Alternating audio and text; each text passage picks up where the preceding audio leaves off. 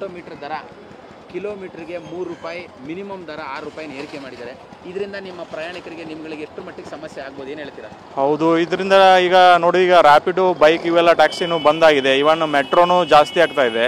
ಆಮೇಲೆ ಇವಾಗ ಆಟೋನು ಅವ್ರಿಗೆ ಮೀಟರ್ ಏನೋ ಬೇರೆ ಒಂದು ಡಿಜಿಟಲ್ ಮೀಟರ್ ಹಾಕಿಸಿ ಅಂತ ಹೇಳಿ ಅವ್ರಿಗೂ ಪ್ರಾಬ್ಲಮ್ ತೊಂದರೆ ಆಗಿದೆ. ಅವರಿಂದ ನಮಗೆ ಹೊಳ್ಳಿ ಈಗ ಚಾರ್ಜಸ್ ಎಲ್ಲ ಹೆಚ್ಚೇ ಆಗ್ತದೆ. ಇದರಿಂದ ನಾವು ಭಾಳ ಅನಾನುಕೂಲತೆ ಆಗ್ತದೆ ಡೈಲಿ ನಮ್ಮದೆಲ್ಲ. ಇದು ಗೌರ್ಮೆಂಟ್ ಬಂದಾಗಿಂದನೂ ನಮಗೆ ಇದು ಒಂದಿಲ್ಲ ಒಂದು ಹೆಚ್ಚಳ ಆಗ್ತಾ ಇದೆ. ಇದು ಆಗಬಾರ್ದು ಅಂತ ನಾವು ಗೌರ್ಮೆಂಟ್ ಪರಿಶೀಲನೆ ಮಾಡಬೇಕು. ಸಮಸ್ಯೆ ಆಗುತ್ತೆ. 6 ರೂಪಾಯಿಂದ ಪ್ರತಿ 1 ರೂಪಾಯಿನೂ ವ್ಯಾಲ್ಯೂ ಇರುತ್ತೆ. ಹೆಚ್ಚಳ ಆಗೋದ್ರಿಂದ ಪ್ರಾಬ್ಲಮ್ ಆಗುತ್ತೆ. ಏನು ರಿಕ್ವೆಸ್ಟ್ ಮಾಡ್ತೀರಾ ಸರ್ಕಾರಕ್ಕೆ? ಇದನ್ನು ಸರ್ಕಾರದಿಂದ ಗಮನದಲ್ಲಿ ತಗೊಂಡು ಮತ್ತೆ ಹೇಗೆ ಮೊದಲಿನ ದರವನ್ನೇ ಇದು ಮಾಡಬೇಕಂತ ನಾನು ಹೇಳ್ತಾ ಇದ್ದೀನಿ. ಆಟೋ ದರ 30 ರೂಪಾಯಿ ಇತ್ತು 2 ಕಿಲೋಮೀಟರ್ಗೆ. ಆ 2 ಕಿಲೋಮೀಟರ್ ಮಿನಿಮಮ್ ಆಟೋ ದರವನ್ನು ಈಗ 36 ರೂಪಾಯಿ ಅಂದರೆ 6 ರೂಪಾಯಿಗೆ ಏರಿಕೆ ಮಾಡಿದ್ದಾರೆ. 1 ಕಿಲೋಮೀಟರ್ ದರ ಹಿಂದೆ 15 ರೂಪಾಯಿ ಇತ್ತು, ಅದು 18 ರೂಪಾಯಿ ಆಗಿದೆ. ಆಗಸ್ಟ್ 1ರಿಂದ ಈ ದರ ಜಾರಿ ಆಗ್ತಿದೆ. ತಾವೇನು ಹೇಳ್ತೀರಾ ಸರ್? ಅಲ್ಲ, ಈ ರೀತಿ ಈಗ ಆಲ್ರೆಡಿ ಬಸ್ಸಿನ ದರಗಳನ್ನೆಲ್ಲ ಏರಿಸಿದ್ದಾರೆ. ಈಗಲೇ ಅದನ್ನು ಹೊರೆ ತೊಟ್ಕೊಳಕ್ಕಾಗ್ತಾ ಇಲ್ಲ.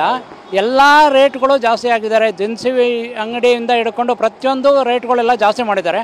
ಇನ್ನು ಈಗ ಈ ಆಟೋ ದರಗಳನ್ನು ಏರಿಕೆ ಮಾಡಿದರೆ ಪಾಪ ಬಡಬಗ್ಗರು ಯಾರೂ ಸಂಚಾರ ಮಾಡೋದಕ್ಕೆ ಆಗ್ತಾಯಿಲ್ಲ, ಎಲ್ಲೂ ಹೋಗೋಕ್ಕಾಗ್ತಾ ಇಲ್ಲ. ಎಲ್ಲ ದರಗಳನ್ನು ಈ ರೀತಿ ಏರಿಸ್ತಾ ಹೋದರೆ ಜನಗಳ ಪರಿಸ್ಥಿತಿ ಯಾರೂ ಅರ್ಥ ಮಾಡ್ಕೊತಾ ಇಲ್ಲ. ಬರೀ ಸುಮ್ಮನೆ ಈ ಸರ್ಕಾರದಲ್ಲಿ ಖಜಾನೆಯಲ್ಲಿ ದುಡ್ಡಿಲ್ಲ ಅನ್ನೋ ಕಾರಣಕ್ಕೋಸ್ಕರ ಯಾವ್ಯಾವ್ದರೋ ಮೇಲೆ ಎಲ್ಲ ತೆರಿಗೆಗಳನ್ನ ಆ ಥರ ಎಲ್ಲ ಹಾಕ್ಬಿಟ್ಟು ದುಡ್ಡು ವಸೂಲಿ ಮಾಡೋದಕ್ಕೆ ಏನೇನು ಪ್ಲಾನ್ಗಳು ಬೇಕೋ ಅದನ್ನೆಲ್ಲ ಮಾಡ್ತಾ ಇದ್ದಾರೆ.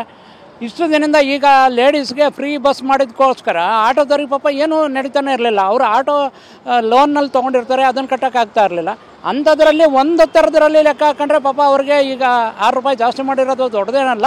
ಆದರೂ ಕೂಡ ಜನಗಳಿಗೆ ಭಾಳ ಹೊರೆ ಆಗುತ್ತೆ ಇದು.